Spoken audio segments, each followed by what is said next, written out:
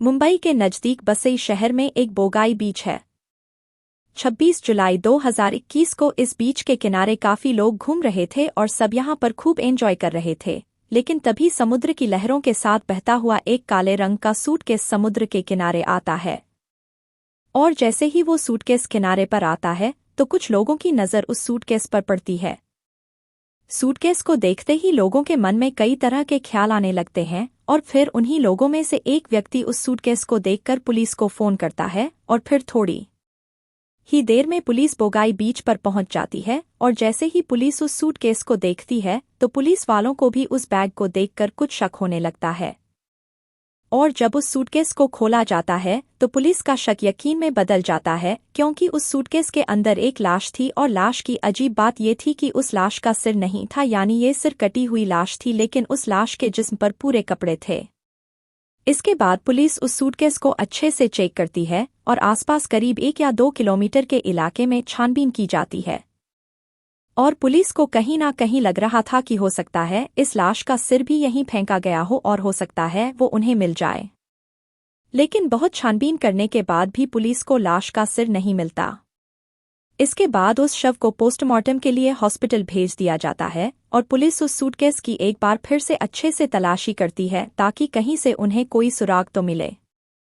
लेकिन इसका कोई फायदा नहीं हुआ और पुलिस अब पोस्टमार्टम रिपोर्ट आने का इंतजार करती है ताकि उस लाश से ही कोई सुराग मिल जाए और जिससे ये पता लगाया जा सके कि मरने वाली कौन थी, क्योंकि लाश को देखकर यह तो पता चल ही गया था कि यह किसी महिला की लाश है। और फिर कुछ दिन बाद पोस्टमार्टम रिपोर्ट भी आ जाती है, लेकिन पोस्टमार्टम रिपोर्ट से भी कुछ खास पता नहीं चलता, सिवाय इसके कि उस महिला के हाथों में मेहंदी लगी हुई थी। और उस मेहंदी को देखकर पुलिस ने अनुमान ये लगाया कि ये किसी मुस्लिम महिला की लाश है, क्योंकि जिस तरीके से उसके हाथों पर मेहंदी लगी थी और जिस तरह के उसने कपड़े पहने हुए थे, उससे पुलिस यही अंदाजा लगाती है। यानी इसके अलावा पुलिस के पास अभी तक कोई और जानकारी नहीं थी। इसके बाद पुलिस उस लाश की कुछ फोटोज निकलवाती है और उन्हें आसपास के कुछ इलाकों में लगाया जाता है ताकि कहीं से इस लाश के बारे में कुछ सुराग मिल जाए या फिर कोई उसे ढूंढता हुआ पुलिस के पास आ जाए। और साथ ही वसई पुलिस द्वारा मुंबई के सभी पुलिस स्टेशन में भी ये सूचना दे दी जाती है कि अगर किसी महिला की कोई मिसिंग रिपोर्ट हो तो उन्हें इसकी जानकारी दी जाए। लेकिन इतना कुछ करने के बाद भी पुलिस को इस लाश के बारे में कहीं से कुछ भी पता नहीं चला और ना ही कहीं से कोई सुराग मिला। और अब पुलिस भी परेशान थी कि आखिर कैसे इस ब्लाइंड मर्डर की गुत्थी को सुलझाया जाए। और इसी तरह छानबीन करते करते पुलिस को काफी समय बीत जाता है, यानी 26 जुलाई को पुलिस को ये लाश मिली थी और अभी तक लगभग 6 महीने बीत चुके थे, मगर फिर भी पुलिस को कहीं से कोई सुराग नहीं मिला था। और इसी तरह छानबीन करते करते लगभग पूरा साल खत्म हो जाता है और फिर साल 2022 आ जाता है। लेकिन अच्छी बात ये थी कि पुलिस ने उस लाश का DNA सैंपल, उसके फोटो और कुछ कपड़े संभाल कर रख लिए थे। इसके बाद पुलिस ने उस लाश को मुस्लिम रीति रिवाजों के साथ मुंबई के कब्रिस्तान में दफन करवा दिया था। इसके बाद समय बीतता गया और इसी तरह लगभग 14 महीने बीत जाते हैं और अब तक भी पुलिस को कहीं से कोई सुराग नहीं मिला था। लेकिन फिर अचानक ही 29 अगस्त को, यानी 14 महीने बाद, एक व्यक्ति मुंबई के एक पुलिस स्टेशन में आता है और वहां आकर वो कहता है कि मेरी भतीजी पिछले करीब 14 महीने से घर से गायब है और हमें उसका कोई पता नहीं लग रहा है कि आखिर वो अचानक कहाँ चली गई है। इसके बाद वह व्यक्ति अपनी भतीजी के लापता होने की रिपोर्ट लिखवाता है। वह अपनी भतीजी का नाम सानिया बताते हैं और कहते हैं कि मैं सानिया का चाचा हूं और मैं कर्नाटक की बेलगम से आया हूं।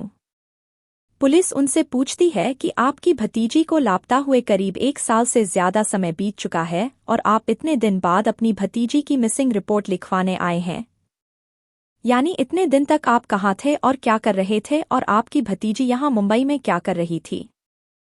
वो पुलिस को बताते हैं कि सानिया अनाथ है, यानी उसके माँ बाप नहीं हैं और मैंने ही उसे पाल पोस कर बड़ा किया है।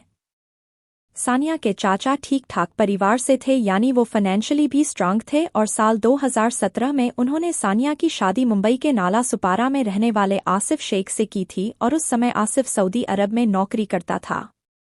उन्होंने बताया कि सानिया और आसिफ की अरेंज मैरिज हुई थी, लेकिन उन दोनों की सहमति से हुई थी और वो दोनों ही इस शादी से बहुत खुश थे और फिर 2019 में सानिया ने एक बेटी को जन्म दिया जिसका नाम उन्होंने अमायरा रखा। क्योंकि ये एक खुशहाल परिवार था, लेकिन अब इनके घर में एक और नई खुशी आ गई थी।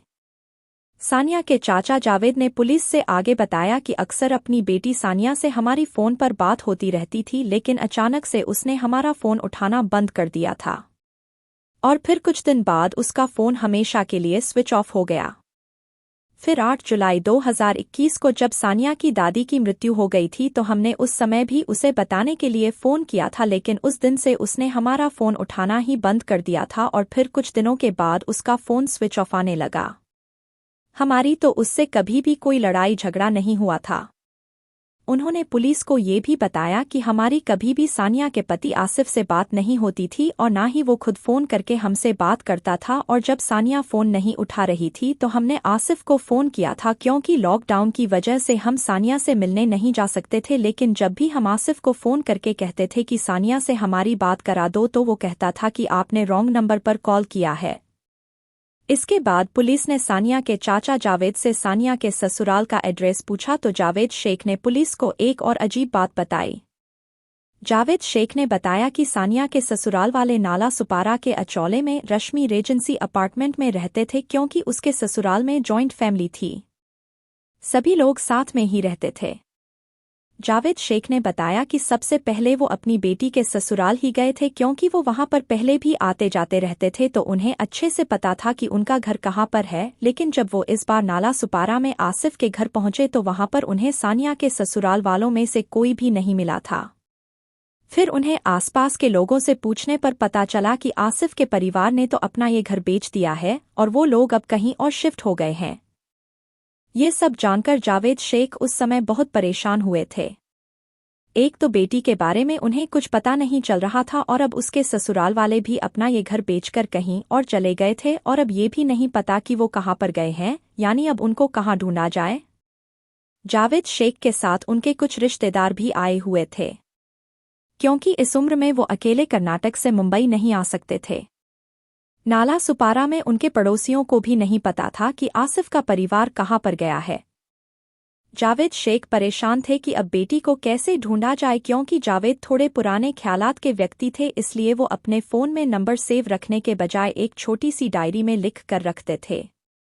चाचा जावेद ने अपनी इस फ़ोन बुक में देखना शुरू किया तो उसमें उन्हें सानिया की सास का मोबाइल नंबर मिल गया। उन्होंने तुरंत उस नंबर पर फ़ोन किया तो सानिया की सास ने फ़ोन उठा लिया। फिर चाचा जावेद ने उनसे बात की और बातों बातों में सानिया की सास ने बताया कि उन्होंने अपना घर भेज दिया है और वो अब कहीं और शिफ्ट हो गए हैं। फिर उन्होंने जगह का नाम भी बताया। उन्होंने बताया कि मुंबरा थाने डिस्ट्रिक्ट में एक छोटा सा टाउन है और वो वहीं पर रहते हैं, और सानिया की सास ने एक लैंडमार्क भी बताया कि इनके घर के पास एक बड़ा सा मैरिज हॉल है।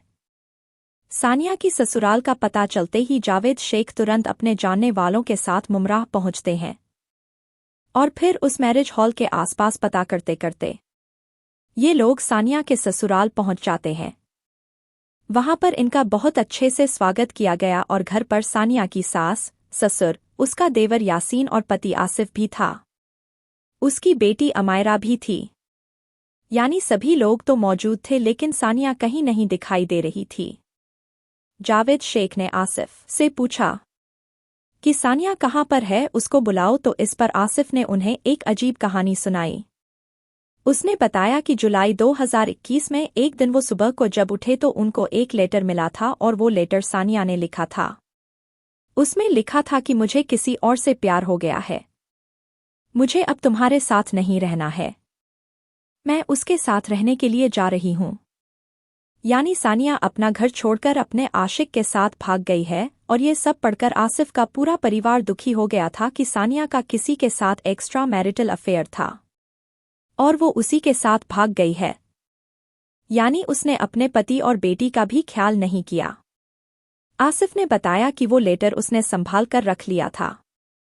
फिर उसने वो लेटर सानिया के चाचा जावेद को भी दिखाया। इसके आगे जावेद ने पुलिस को बताया कि वो लेटर उन्होंने भी पढ़ा था।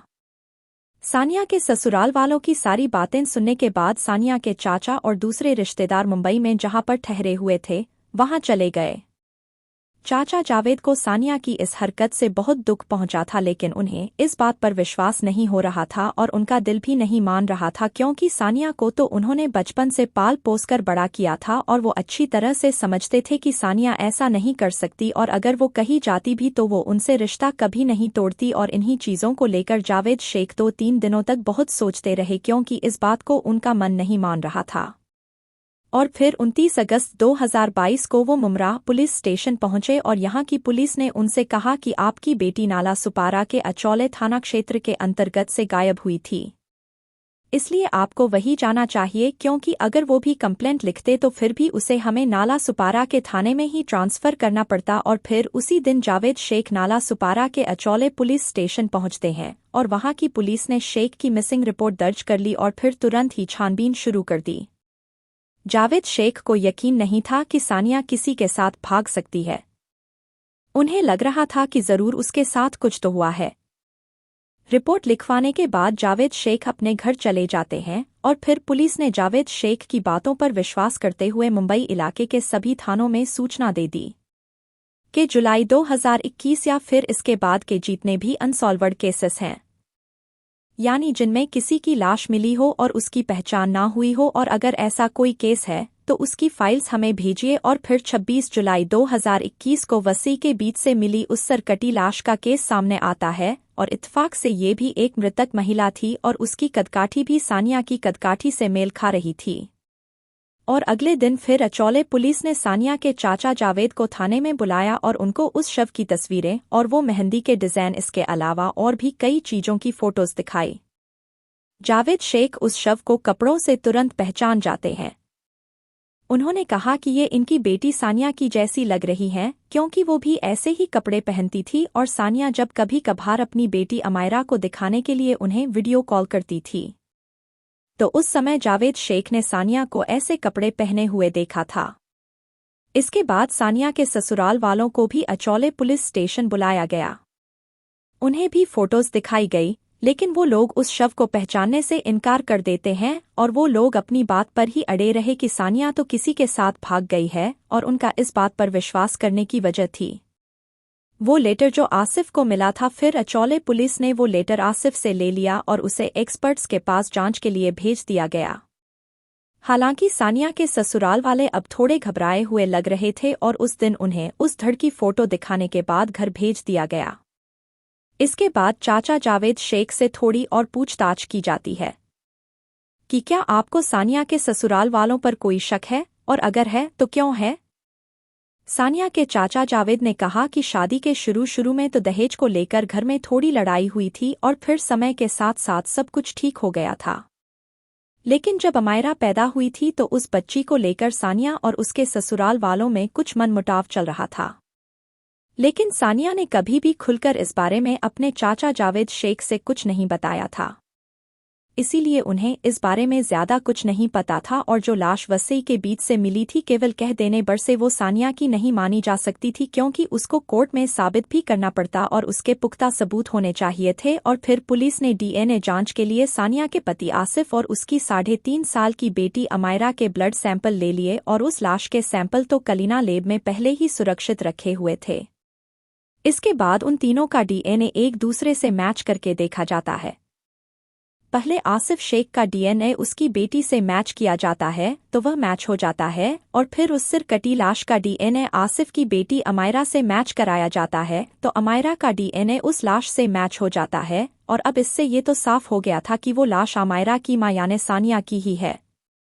इसके बाद पुलिस ने तुरंत 15 सितंबर 2022 को आसिफ शेख को अरेस्ट कर लिया। इसके बाद पुलिस उससे पूछताछ करती है।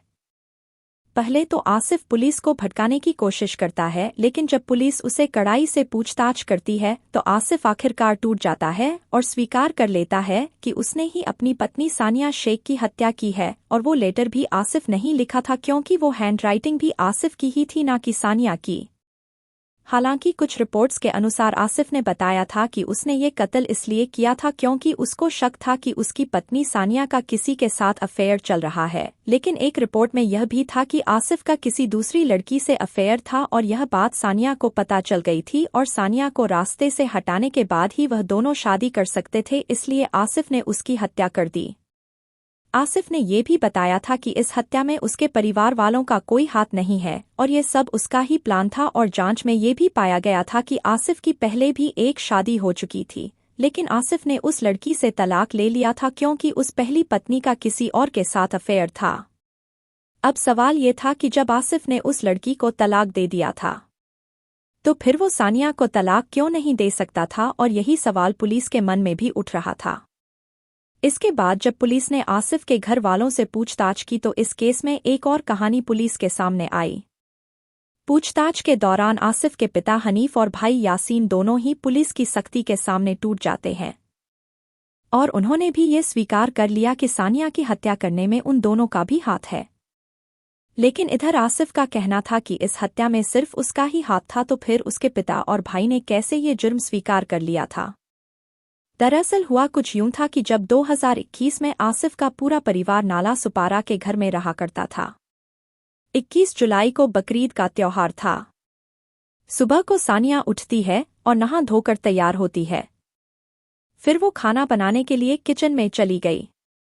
उस दिन शाम को उनके यहाँ मेहमान भी आने वाले थे, लेकिन अजीब बात यह थी कि उस दिन घर पर सानिया के अलावा उसका पति, ससुर और देवर, बस ये 3 लोग ही थे। इसके अलावा घर के जितने भी लोग थे वो सब मुमराह चले गए थे और सानिया की बेटी को भी वही भेज दिया गया था। मुमरा में आसिफ की सगी बहन का ससुराल था।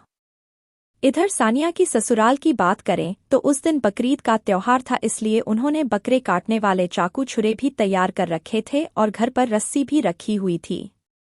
इसके बाद आसिफ, यासीन और हनीफ उन तीनों ने एक बड़े से टब में पानी भर दिया और बेचारी सानिया जो उनके लिए किचन में खाना बना रही थी, ये तीनों हैवान मिलकर उसे पकड़ लेते और उसके हाथ पैर बांधकर उसे पानी से भरे टब में डाल देते हैं।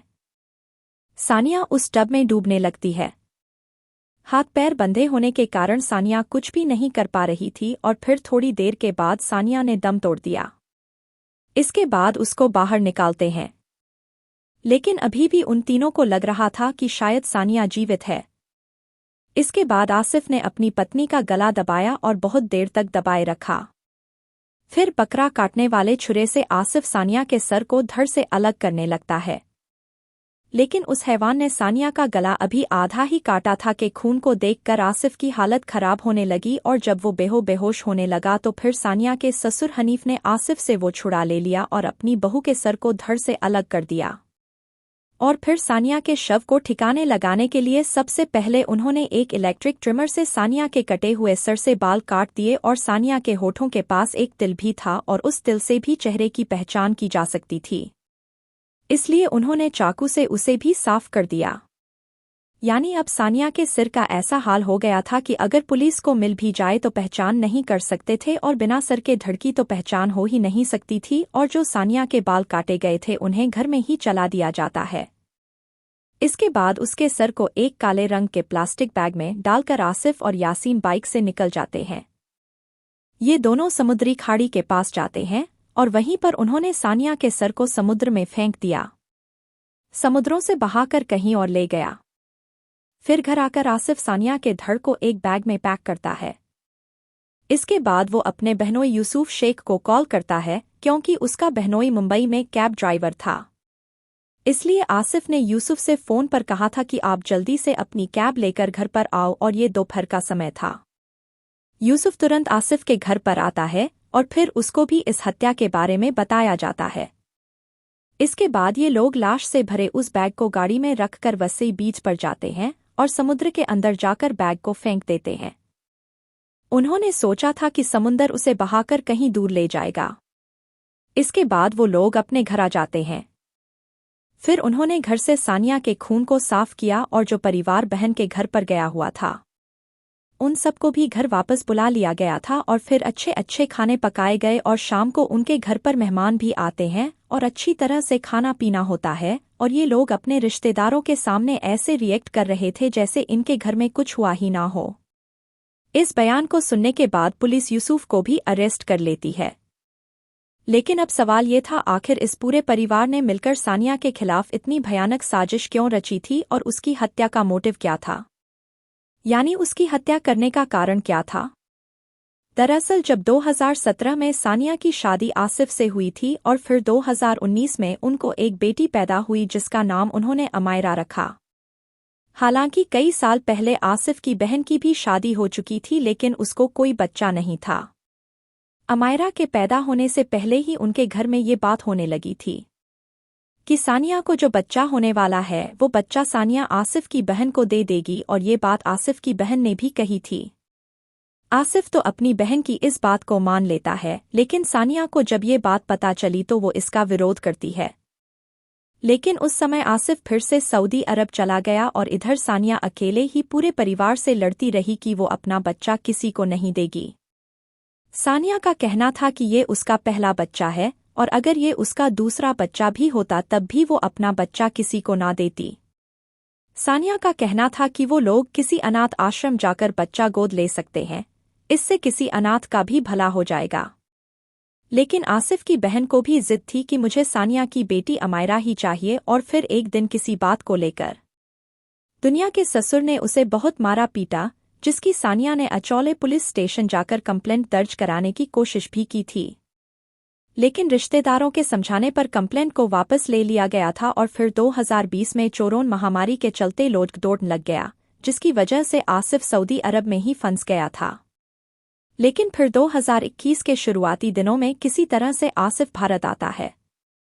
ये वहाँ किसी शिपिंग कंपनी में काम करता था और आसिफ की भी यही जिद थी कि हम अमायरा को उसकी बुआ को ही दे देंगे क्योंकि उसकी कोई बच्चा नहीं है, और इसी बात को लेकर घर में झगड़ा बढ़ता गया। यानी अब पूरा घर एक तरफ हो गया और सानिया अपनी बेटी के लिए एक तरफ थी। और तो और ससुराल वालों ने सानिया को मना कर रखा था कि अब वो अपने घर वालों से कोई बात नहीं करेगी, और यही वजह थी कि सानिया ने 8 जुलाई 2021 से अपने घर वालों का फ़ोन उठाना बंद कर दिया था। और फिर 21 जुलाई को सानिया की हत्या कर दी गई थी। इसके बाद सानिया का फ़ोन भी स्विच ऑफ हो गया था और फिर हत्या के 5 दिन बाद वो बैगबसई बीच के किनारे पर आता है। फिर सानिया के चाचा जावेद शेख ने करीब 1 साल के बाद सानिया की गुमशुदगी की रिपोर्ट लिखवाई थी। हालांकि पुलिस इस हत्याकांड में इस्तेमाल किया गया छुरा और सानिया के सिर को बहुत कोशिश के बाद भी बरामद नहीं कर सकी थी। वैसे इस केस को सुलझाने में वसई पुलिस की भूमिका बहुत महत्वपूर्ण रही। वसई पुलिस ने न केवल उस सिर कटी लाश की अलग अलग तस्वीरें खींचकर अपने पास रख ली थी, बल्कि जरूरत के लिए उस लाश का डीएनए सैंपल भी सुरक्षित रख लिया था, और फिर यही सबूत इस ब्लाइंड मर्डर की गुत्थी को सुलझाने में बहुत महत्वपूर्ण साबित हुए, और जिसकी वजह से आज कातिल कानून के शिकंजे में है। सानिया की हत्या के बाद उसकी बेटी अमायरा अपनी बुआ के घर पर ही रहने लगी थी। अगर वर्तमान समय में इस केस के बारे में बात करें तो सानिया का पति आसिफ, देवर यासीन, ससुर हनीफ और आसिफ का बहनोई यूसुफ, ये सभी लोग जेल में बंद हैं और ये लोग जिंदगी भर जेल में ही रहेंगे।